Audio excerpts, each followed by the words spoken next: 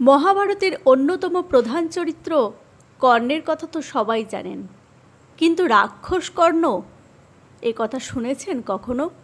হ্যাঁ, মহাভারত অনুযায়ী কুন্তির গর্ভে সূর্যপুত্র হিসাবে জন্মানোর আগে পূর্বজন্মে রাক্ষস ছিলেন কর্ণ। পূর্বজন্মে মহাশক্তিধর এক রাক্ষস ছিলেন কর্ণ। নাম ছিল দম্ভোদ্ভব। সূর্যের একনিষ্ঠ ভক্ত ছিলেন তিনি। সূর্যের বরে 1000 কবচ লাভ করেছিলেন দম্ভোদ্ভব। এই কবচ ধ্বংস না করে দম্ভোদ্ভবের প্রাণ নেওয়া সম্ভব ছিল না। কবচগুলির বিশেষত্ব ছিল যে একেবারে একটির বেশি কবচ ধ্বংস করা যাবে না। 1000 বছর ধরে পূজা অর্চনা করছে এমন কেউ এই কবচ ধ্বংস করতে পারবে। একটি কবচ নষ্ট করার সঙ্গে সঙ্গে ধ্বংসকারীর প্রাণ যাবে। এই কবচের জোরে গোটা পৃথিবীর উপর আতঙ্ক ছড়িয়ে বেড়াতো দম্ভোদ্ভব। সে হয়ে উঠেছিল অপরাজেয়। শেষ পর্যন্ত তার সঙ্গে দেখা হয় দুই ব্যক্তির, একজনের নাম নর আর একজনের নাম নারায়ণ। দম্ভোদ্ভব যেমন অশুভ শক্তির প্রতীক, এই দুজন তেমনি শুভ শক্তির প্রতীক।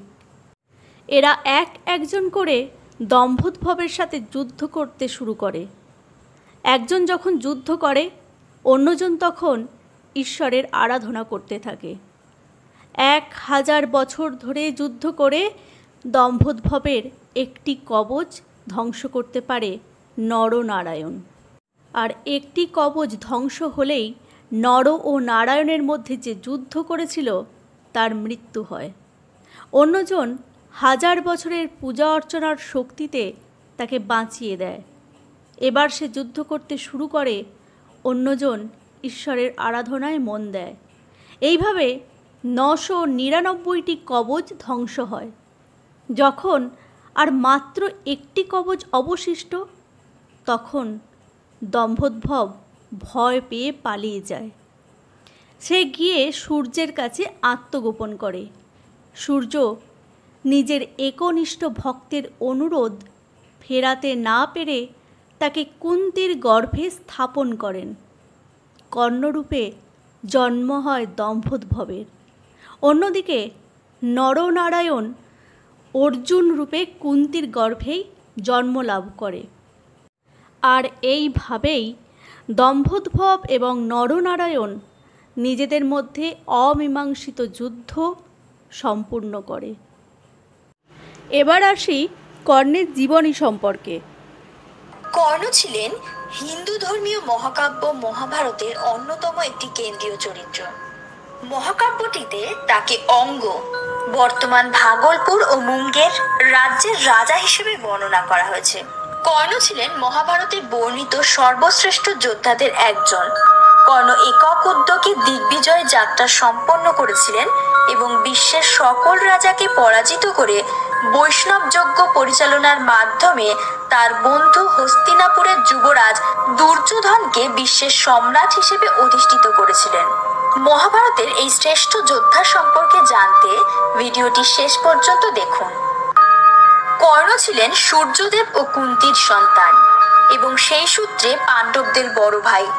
কিন্তু ভাগ্যচক্রে তিনি কৌরব রাজকুমার দুর্যোধনের ঘনিষ্ঠতম মিত্রে পরিণত হন এবং ফলশ্রুতিতে কুরুক্ষেত্রের যুদ্ধে তিনি কৌরবদের পক্ষে নিজ ভাই পাণ্ডবদের বিরুদ্ধে যুদ্ধ করেন। কর্ণ সমগ্র জীবনব্যাপী প্রতিকূল ভাগ্যের বিরুদ্ধে যুদ্ধ করেন এবং যে কোনো পরিস্থিতিতে তার প্রতিশ্রুতি রক্ষা করতেন।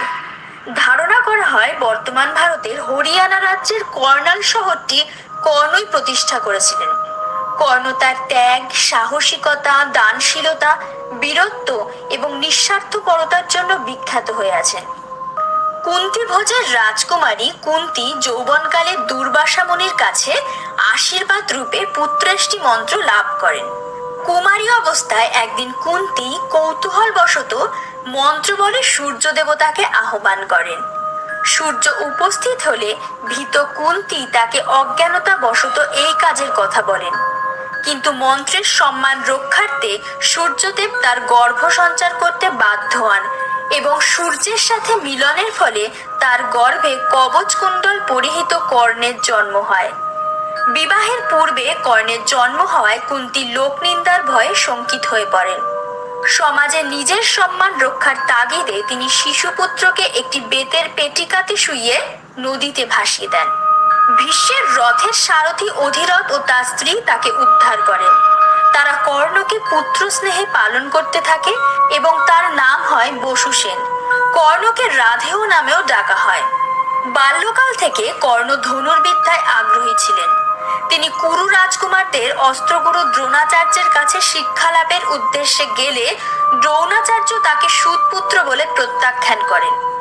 দ্রোণাচার্যের প্রত্যাখ্যানের পর কর্ণ দ্রোণাচার্যের গুরু পরশুরামের নিকট শিক্ষা গ্রহণের জন্য যাওয়ার সিদ্ধান্ত গ্রহণ করেন। পরশুরাম যেহেতু শুধুমাত্র ব্রাহ্মণদের শিক্ষা দিতেন, তাই কর্ণ নিজেকে ব্রাহ্মণ হিসেবেই পরিচয় দেন। অতঃপর পরশুরাম তাকে শিষ্য হিসেবে গ্রহণ করেন। তিনি কর্ণকে ব্রহ্মাস্ত্র ত্যাগ ও অস্ত্র সংবরণ করার পদ্ধতি শিখিয়ে দেন। শিক্ষার শেষে পরশুরাম তাকে নিজের সমতুল্য যোদ্ধা ও ধনুর্বিদ বলে ঘোষণা করেন। একদিন পরশুরাম আশ্রমের কাছে এক জায়গায় কর্ণের কোলে মাথা রেখে ঘুমিয়ে পড়েন। এমন সময় একটি বিছা জাতীয় কীট কর্ণের উরুতে দংশন করে, কিন্তু গুরুর নিদ্রাভঙ্গ হতে পারে ভেবে অসহ্য যন্ত্রণা ভোগ করেও কর্ণ নিশ্চল রইলেন। রক্তের ধারা পরশুরামের গায়ে লাগলে তার ঘুম ভেঙে যায় এবং তিনি সিদ্ধান্তে আসেন যে কর্ণ ব্রাহ্মণ নয়। অতঃপর কর্ণ নিজের প্রকৃত পরিচয় ব্যক্ত করতে বাধ্য হন। পরশুরাম তার মিথ্যাচারে ক্ষুব্ধ হয়ে অভিশাপ দেন যে সংকটকালে দিব্যাস্ত্র ত্যাগের কৌশল তার মাথায় আসবে না। কিন্তু কর্ণের অনলস অধ্যাবসায় খুশি হয়ে পরশুরাম তাকে ভাগবাস্ত্র নামক দৈবাস্ত্র ও বিজয় নামক ধনু উপহার দেন। কর্ণ ধনুর্বিদ্যা অভ্যাসকালে একটি গাভীকে হত্যা করায় এক ব্রাহ্মণ তাকে শাপ দেন যে মৃত্যুকাল উপস্থিত হলে কর্ণের রথের চাকা যখন মাটিতে বসে যাবে তখন সে এই গাভীর মতোই অসহায় হয়ে পড়বে। কুরুকুমারদের অস্ত্র শিক্ষার শেষে দ্রোণাচার্য তার মধ্যে এক বন্ধুসুলভ প্রতিযোগিতার আয়োজন করেন। তার প্রিয় শিষ্য অর্জুনের অস্ত্র কৌশলে যখন সকলেই মুগ্ধ, তখন কবচকুণ্ডল পরিহিত কর্ণ রঙ্গভূমিতে প্রবেশ করে এবং অর্জুনকে দ্বন্দ্বযুদ্ধে আহ্বান করেন। কিন্তু কৃপাচার্য কর্ণের বংশ পরিচয় জানতে পেরে এই যুদ্ধে অসম্মতি প্রকাশ করেন, কারণ নিয়ম অনুসারে কোনো ক্ষত্রিয় একমাত্র ক্ষত্রিয়ের সাথেই দ্বন্দ্ব করতে পারে। এই সময় দুর্যোধন এগিয়ে এলেন এবং কর্ণকে অঙ্গরাজ্যের রাজা হিসেবে গ্রহণ করলেন। যখন কর্ণ জানতে চাইলেন এর প্রতিদানে তিনি কি চান, তখন দুর্যোধন চিরস্থায়ী মিত্রতার ইচ্ছে প্রকাশ করেন। এই ঘটনায় কর্ণ দুর্যোধনের বিশ্বস্ত ও অকৃত্রিম বন্ধুতে পরিণত হন। তিনি প্রতিজ্ঞা করেছিলেন যে সূর্য দেবতাকে আরাধনার সময় আগত কোনো ভিক্ষা প্রার্থীকে তিনি শূন্য হাতে ফেরাবেন না। পাণ্ডবদের নির্বাসনকালে কর্ণ দুর্যোধনের প্রতিনিধি হিসাবে সাম্রাজ্য বিস্তারেও সহায়তা করেন। দ্রৌপদীর স্বয়ংবর সভায় কর্ণ অন্যতম পাণিপ্রার্থী ছিলেন, কিন্তু দ্রৌপদী সুতপুত্রকে বরণ করতে রাজি হননি। এই স্বয়ংবর সভায় পাণ্ডবরাও ব্রাহ্মণের ছদ্মবেশে উপস্থিত ছিলেন এবং অর্জুন লক্ষ্য ভেদ করে দ্রৌপদীকে লাভ করেন। যখন অর্জুনের পরিচয় প্রকাশিত হয় তখন তার প্রতি কর্ণের বিদ্বেষ আরো তীব্র হয়ে ওঠে। দুধ ক্রীড়ায় শকুনির কাছে যুধিষ্ঠির সর্বস্ব হেরে গেলেন। তখন দুঃশাসন দ্রৌপদীকে সভায় জোর করে টেনে আনেন।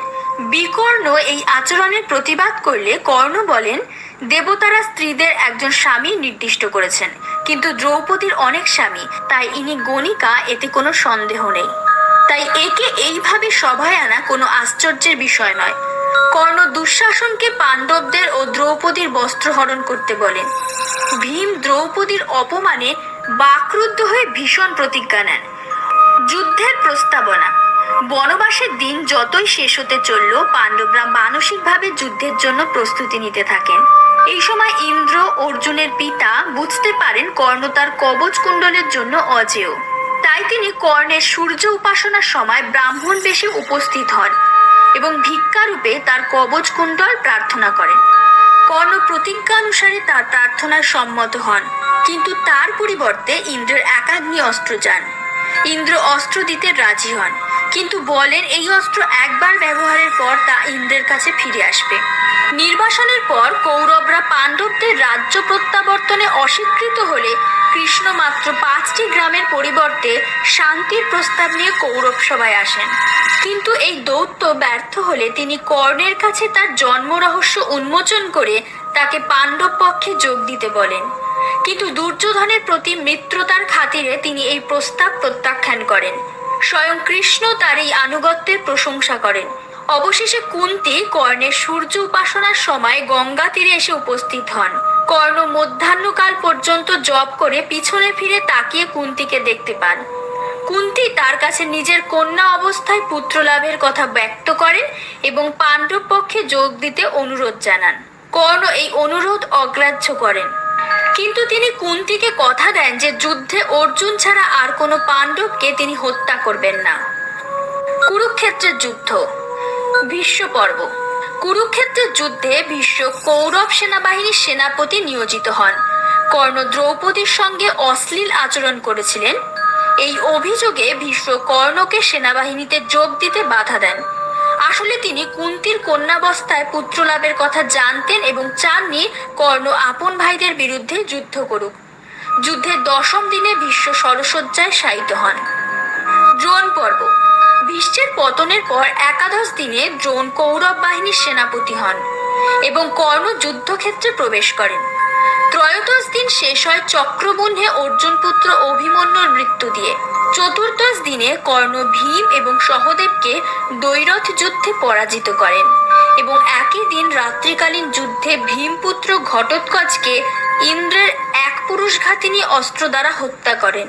15 দিনে কর্ণ আবার ভীমকে দ্বৈরথ যুদ্ধে পরাজিত করেন। এদিন দ্রোণাচার্য দ্রৌপদীর ভাই ধৃষ্টদ্যুম্নের হাতে নিহত হন। কর্ণ পর্ব। দ্রোণের মৃত্যুর পর 16 দিনে কর্ণ কৌরব পক্ষের সেনাপতি হন। এদিন নকুল কর্ণের নিকট দ্বৈরথ যুদ্ধে পরাজিত হন।